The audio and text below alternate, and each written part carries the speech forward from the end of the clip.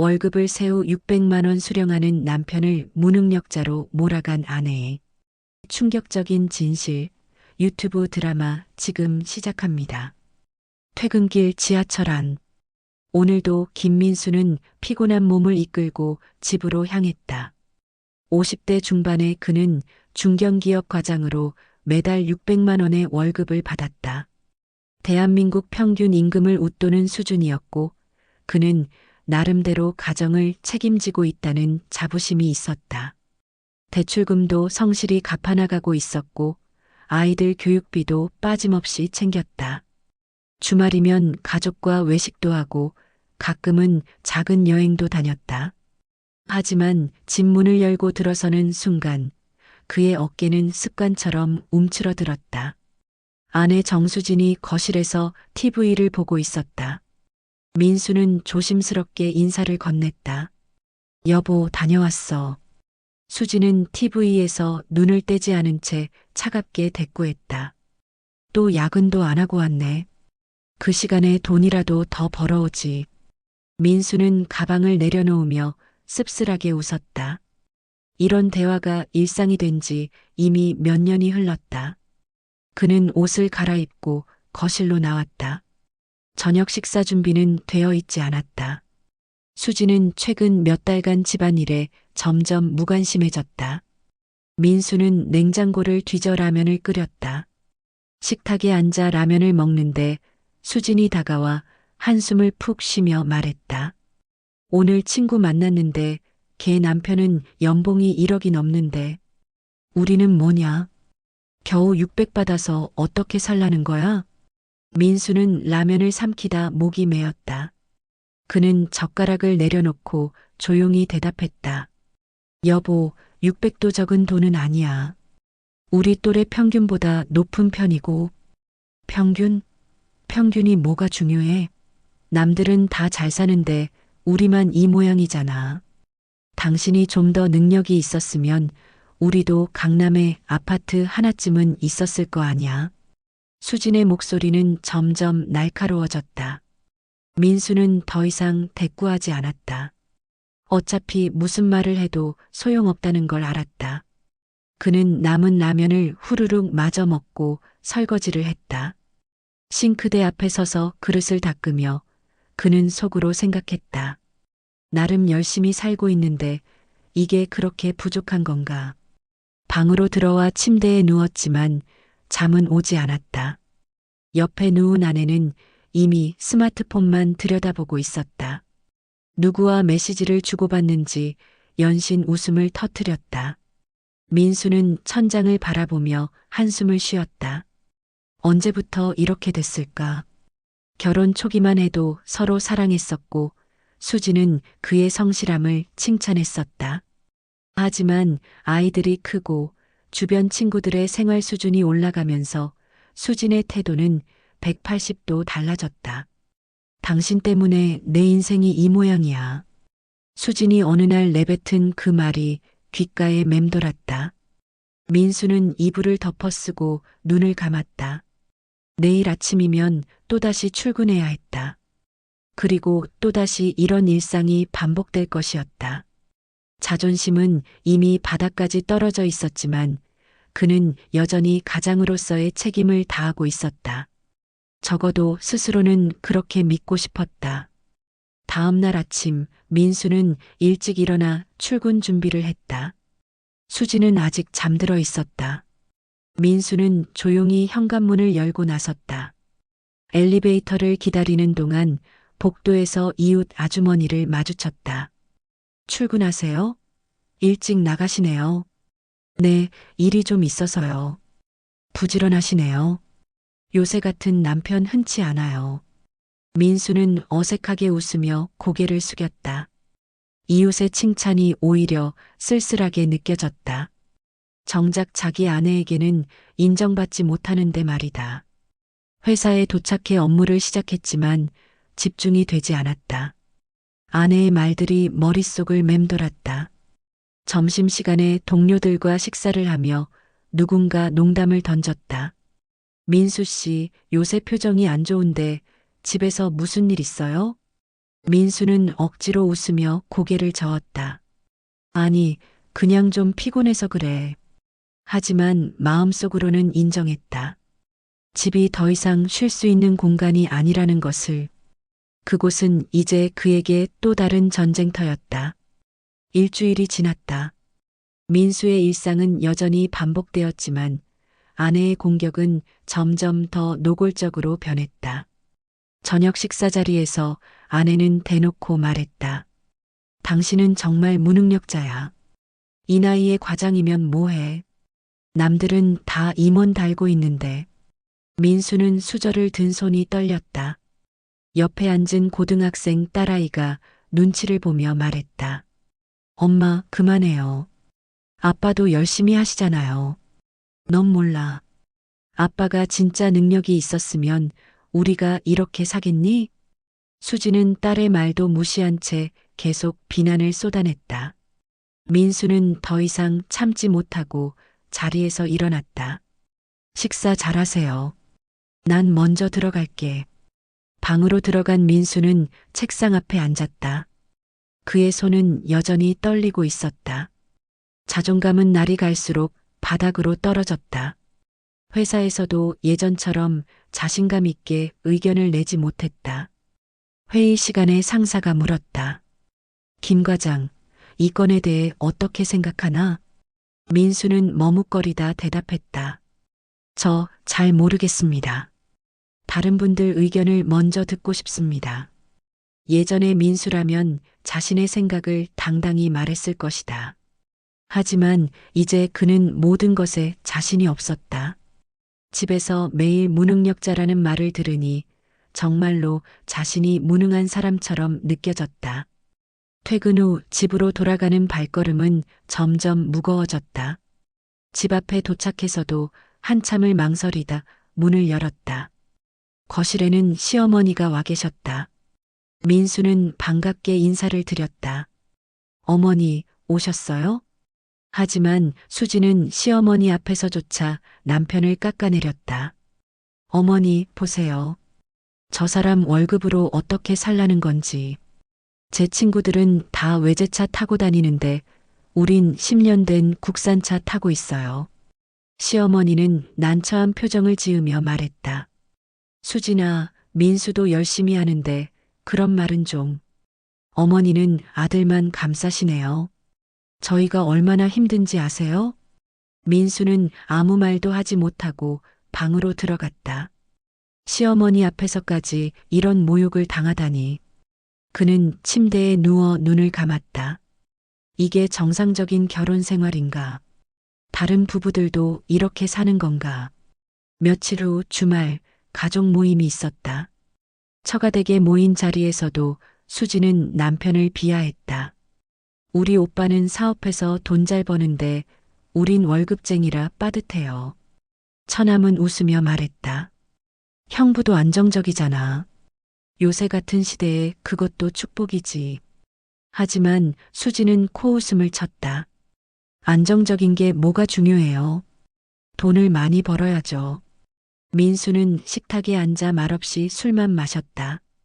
장인어른이 걱정스러운 눈빛으로 바라봤지만 민수는 괜찮다는 듯 고개를 끄덕였다. 집으로 돌아오는 차 안은 침묵으로 가득했다. 민수가 운전대를 잡고 수지는 조수석에서 스마트폰만 들여다봤다. 뒷좌석의 아이들도 어색한 분위기를 느끼는지 말이 없었다. 집에 도착해 주차를 하는데 수진이 갑자기 말했다. 당신이 조금만 더 능력이 있었으면 내가 이렇게까지 말 안 해도 됐을 텐데. 민수는 시동을 끄고 아내를 바라봤다. 여보, 난 최선을 다하고 있어. 최선? 그게 최선이야? 웃기지 마. 수지는 차에서 내려 먼저 집으로 들어갔다. 민수는 운전대에 이마를 기댄 채 한참을 앉아 있었다. 가슴이 답답하고 숨이 막혔다. 이혼이라는 단어가 처음으로 머릿속을 스쳤다. 하지만 아이들 생각에 그 생각을 지웠다.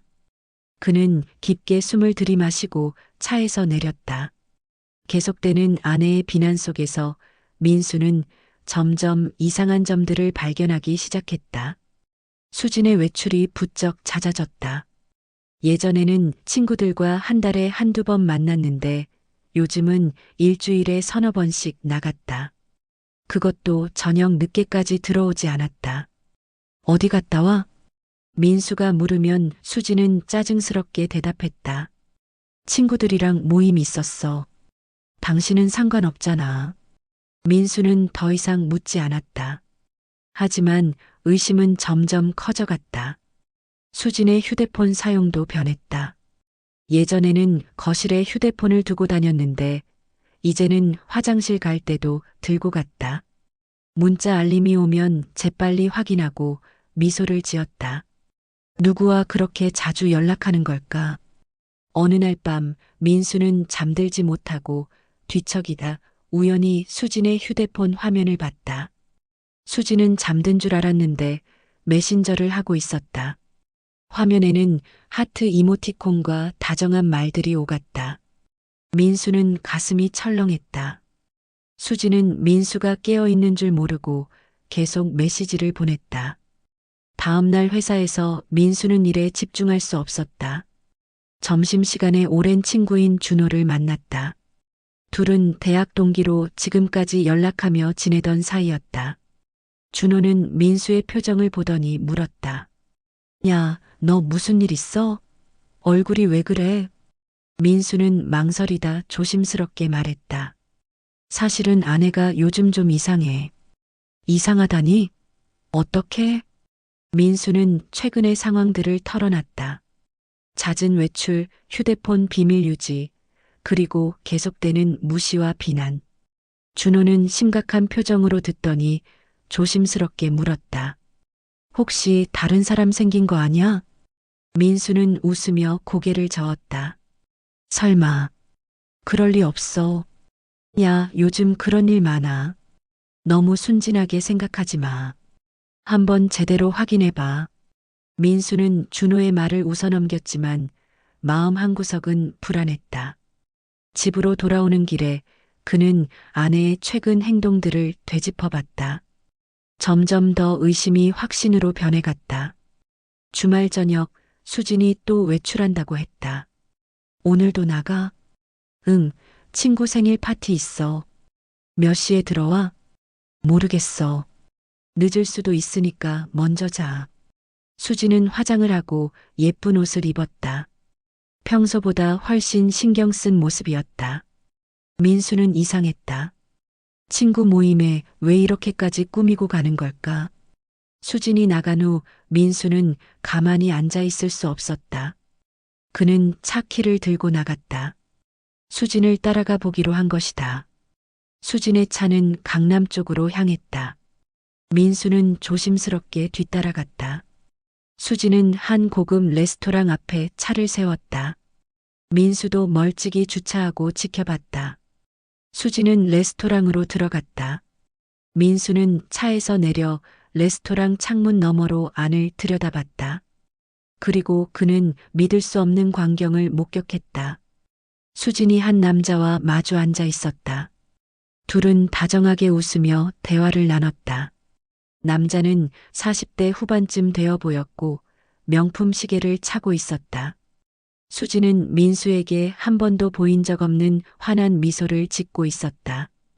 민수는 그 자리에 얼어붙었다. 다리에 힘이 풀렸다. 이게 현실인가 싶었다. 그는 차로 돌아와 운전대를 꽉 쥐었다. 손이 부들부들 떨렸다. 분노와 배신감, 그리고 슬픔이 동시에 밀려왔다. 그는 집으로 돌아와 소파에 주저앉았다. 밤새 잠을 이루지 못했다. 새벽녘에 수진이 돌아왔다. 민수는 자는 척했다. 수진은 조용히 씻고 침대에 누웠다. 민수는 눈을 뜬 채 천장을 바라봤다. 모든 게 이제 이해됐다. 아내가 자신을 무능력자로 몰아간 이유, 계속된 비난과 무시. 이 모든 것이 다른 남자 때문이었던 것이다. 그날 이후 민수는 아내를 주의 깊게 관찰했다. 확실한 증거를 잡아야 했다. 수지는 여전히 민수를 무시하며 비난했지만 민수는 더 이상 감정적으로 반응하지 않았다. 냉정함을 유지하며 상황을 파악했다. 며칠 후 민수는 수진의 휴대폰을 확인할 기회를 잡았다. 수진이 샤워하는 동안 거실 소파에 놓인 휴대폰이 울렸다. 민수는 조심스럽게 화면을 봤다. 메시지 내용이 잠금 화면에 떠 있었다. 오늘 밤에도 보고 싶어요. 당신과 함께라면 모든 게 행복해. 발신자 이름은 사장님이었다. 민수는 재빨리 휴대폰을 제자리에 놓았다. 수진이 샤워를 마치고 나왔다. 민수는 아무렇지 않은 척 TV를 봤다. 그날 밤 민수는 결심했다. 더 확실한 증거가 필요했다. 그는 인터넷을 검색해 개인 탐정 사무소를 찾았다. 다음 날 회사에서 조퇴하고 탐정 사무소를 찾아갔다. 중년의 탐정이 그를 맞이했다. 어떤 의뢰신가요? 아내의 외도를 확인하고 싶습니다. 민수는 상황을 설명했다. 탐정은 고개를 끄덕이며 메모했다. 일주일 정도면 확실한 증거를 잡을 수 있을 겁니다. 일주일 후 탐정에게서 연락이 왔다. 민수는 사무소를 다시 찾았다. 탐정은 파일을 건네며 말했다. 부인께서 박재현이라는 남성과 교제하고 있습니다. 그는 중견기업 대표로 재산이 상당합니다. 두 사람은 일주일에 두세 번 만나고 있고 호텔 출입 기록도 있습니다. 민수는 사진들을 봤다. 아내가 그 남자와 손을 잡고 걷는 모습, 호텔로 들어가는 모습, 차 안에서 키스하는 모습, 모든 것이 명확했다. 민수는 사진을 덮고 깊게 한숨을 쉬었다. 그리고 한 가지 더 있습니다. 탐정이 또 다른 서류를 꺼냈다. 부인이 최근 몇 달간 변호사 사무실을 드나든 기록이 있습니다. 이혼 전문 변호사입니다. 민수는 고개를 들었다. 이혼 변호사요? 네, 부인이 이혼을 준비하고 있는 것 같습니다. 그런데 특이한 점이 있습니다. 변호사와의 상담 내용을 일부 확인했는데 부인이 당신을 무능력자로 만들어 이혼 시 재산을 유리하게 나누려는 계획을 세운 것 같습니다. 민수는 믿을 수 없었다. 무슨 말씀이세요? 부인이 당신의 자존감을 떨어뜨리고 주변 사람들에게도 당신을 무능력자로 인식시키려 한 거죠. 그렇게 하면 이혼 소송에서 당신이 제대로 대응하지 못할 거라 생각한 겁니다. 또한 재산 분할 시 부인에게 더 유리한 조건을 만들려는 의도도 있었을 겁니다. 민수는 충격의 말을 잇지 못했다. 모든 퍼즐이 맞춰졌다. 아내의 계속된 비난, 가스라이팅, 주변 사람들 앞에서의 모욕. 이 모든 것이 치밀하게 계획된 것이었다. 당신 같은 케이스를 종종 봅니다. 상대방이 이혼을 준비하면서 배우자를 정신적으로 무너뜨리는 경우죠. 민수는 사무소를 나와 차에 앉았다. 분노가 치밀어 올랐다. 하지만 동시에 자신이 얼마나 바보 같았는지 깨달았다. 그는 아내를 사랑했고 가정을 지키려 노력했다. 하지만 아내는 그 모든 시간 동안 그를 배신하고 이용했던 것이다. 민수는 운전대를 쥔 채 한참을 앉아 있었다. 눈물이 흘렀다. 20년 결혼 생활이 이렇게 끝나는 건가? 하지만 슬픔 속에서도 한 가지 감정이 싹 텄다. 바로 결연함이었다. 그는 더 이상 당하고만 있지 않기로 결심했다. 민수는 증거를 확보한 후에도 당분간 아무렇지 않은 척했다. 수지는 여전히 그를 무시하고 비난했다. 하지만 이제 민수는 흔들리지 않았다. 그는 냉정하게 이혼 준비를 시작했다. 자신도 변호사를 선임하고 재산 목록을 정리했다. 통장 내역, 부동산 서류, 모든 것을 챙겼다. 한 달 후 토요일 오후 민수는 수진에게 말했다. 여보, 우리 이야기 좀 하자. 수진은 귀찮다는 듯 대답했다. 무슨 이야기? 앉아. 중요한 얘기야. 수진은 소파에 앉았다. 민수는 그녀 맞은편에 앉으며 테이블 위에 파일을 올려놓았다. 이게 뭔데? 열어봐. 수지는 파일을 열었다. 순간 그녀의 얼굴이 하얗게 질렸다. 박재영과의 사진들, 호텔 출입 기록, 변호사 상담 기록, 모든 것이 담겨 있었다. 이건 수지는 당황하며 말을 더듬었다. 할 말 있어? 민수의 목소리는 차갑고 단호했다. 수지는 잠시 침묵하다 발뺌하려 했다. 이건 오해야. 그냥 친구일 뿐이야. 친구? 호텔에 같이 들어가는 친구? 변호사 사무실에서 이혼 상담하는 친구? 수지는 할 말을 잃었다. 민수는 계속 말했다. 당신이 날 무능력자로 만들려고 계획한 거 다 알아. 가스라이팅하고 내 자존감 떨어뜨리고 주변 사람들한테 나쁜 인상 심어서 이혼 재판에서 유리한 위치 차지하려고 한 거지. 수지는 고개를 숙였다. 변명할 여지가 없었다. 왜 그랬어? 내가 당신한테 뭘 잘못했어? 민수의 목소리에 분노와 슬픔이 섞여 나왔다. 당신은 몰라. 내가 얼마나 답답했는지. 친구들은 다 잘 사는데 우리만 이 모양이잖아. 수진이 마침내 입을 열었다. 그게 나를 배신할 이유가 돼? 내가 벌어온 돈으로 살면서 나를 무능력자로 만들 이유가 돼? 민수의 목소리가 높아졌다. 재현 씨는 달라. 그 사람은 성공했고 나한테 좋은 것들을 줄 수 있어. 수진의 솔직한 말에 민수는 허탈하게 웃었다. 결국 돈이었구나. 사랑도 가정도 아이들도 다 돈보다 못한 거였어? 당신이 좀 더 능력이 있었으면 이렇게까지 안 됐을 거야. 수지는 여전히 자신을 정당화하려 했다. 민수는 고개를 저었다. 아니야. 내가 무능력한 게 아니었어. 당신 욕심이 끝이 없었던 거야. 600만 원이 적은 돈이 아니야. 우리 충분히 잘 살 수 있었어. 하지만 당신은 만족할 줄 몰랐지. 민수는 일어서며 또 다른 서류를 꺼냈다. 이혼 소송 준비했어. 위자료 청구할 거고 재산도 법대로 나눌 거야. 당신이 원했던 대로 이혼하는 거니까 행복하겠네. 수지는 당황했다. 잠깐, 애들은 어떡하고. 애들한테는 내가 설명할 거야. 진실을 말할 거고. 민수는 방으로 들어가 미리 싸둔 가방을 들고 나왔다. 당분간 친구 집에 있을 거야. 변호사가 연락할 거니까 잘 받아. 민수야, 잠깐만. 수진이 다급하게 불렀지만 민수는 돌아보지 않았다. 그는 현관문을 열고 나갔다. 엘리베이터를 타고 내려오는 동안 가슴이 먹먹했다.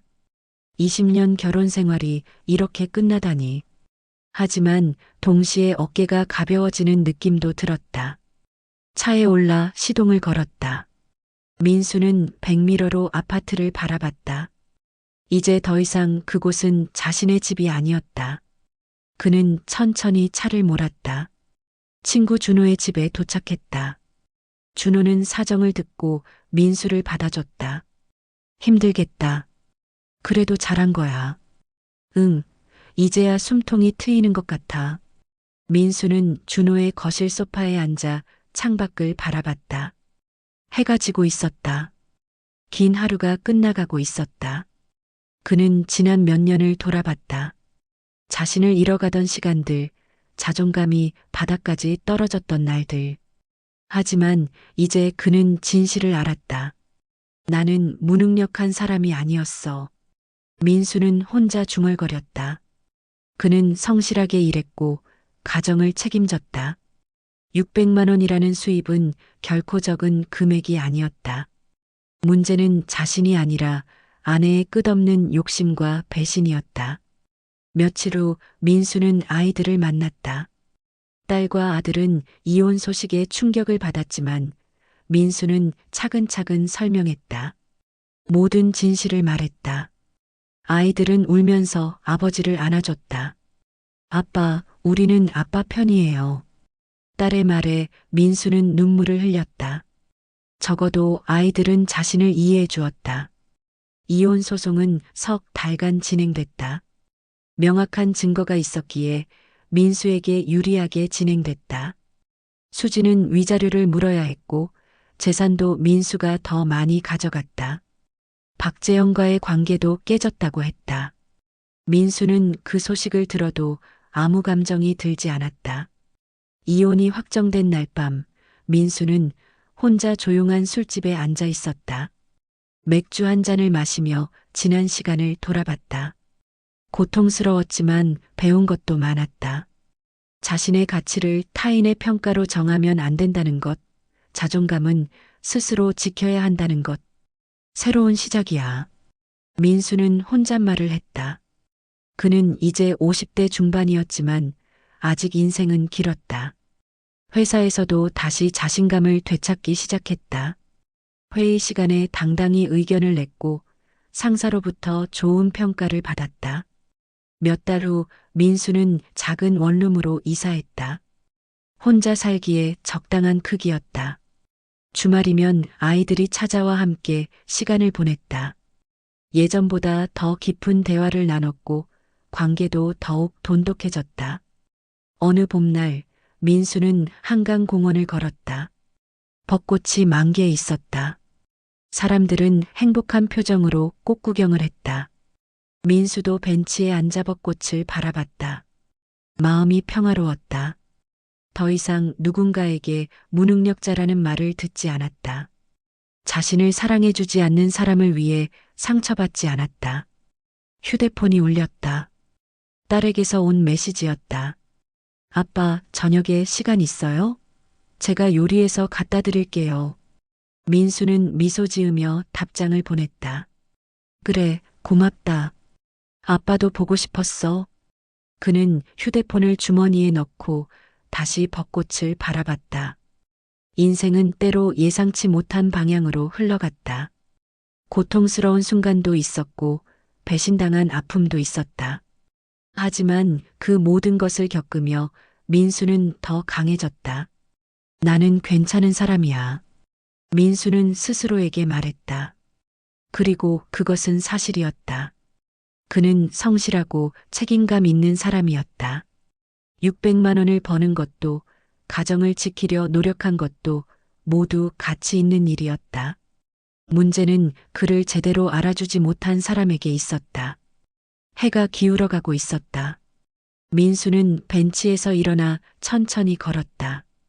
앞으로 어떤 일이 펼쳐질지 몰랐다. 하지만 한 가지는 확실했다. 그는 이제 자신을 사랑할 줄 알았고 자신의 가치를 믿었다. 그것만으로도 충분했다. 집으로 돌아가는 길, 민수는 가벼운 발걸음으로 걸었다. 봄바람이 상쾌하게 불어왔다. 새로운 계절이 시작되고 있었다. 그의 인생에도 새로운 봄이 찾아오고 있었다. 무너진 가면 뒤에서 진짜 자신을 되찾은 민수는 이제 당당히 앞으로 나아갈 준비가 되어 있었다. 가족을 위해 최선을 다해서 살고 있는 남자의 비참한 사연. 재미있으셨나요? 재미있으셨다면 구독, 좋아요, 알림 설정 잊지 마세요.